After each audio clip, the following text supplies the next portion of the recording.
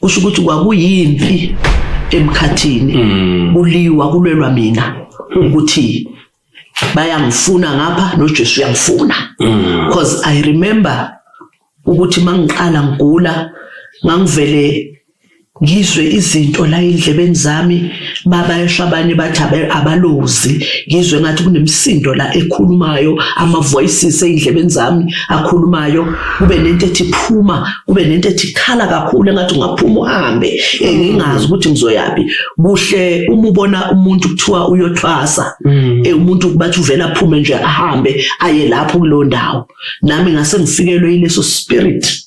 ngabumsiya so ukuthi izothi mayingivuka lento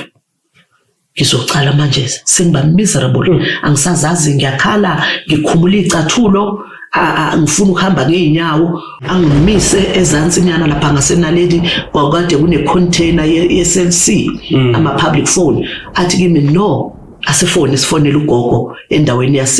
yakwasiza abantu eKZN sifonela ugogo athi make bamba ifone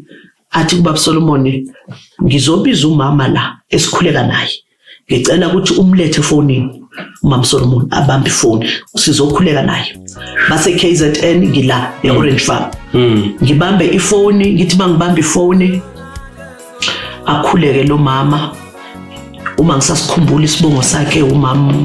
Dlamini uma ngisakhumbula kahle uNkulunkulu wamsebenzisa lo mama kakhulu from KZN kwamaphumulo esendaweni yakwasiza abantu she prayed wakhuleka nami through phone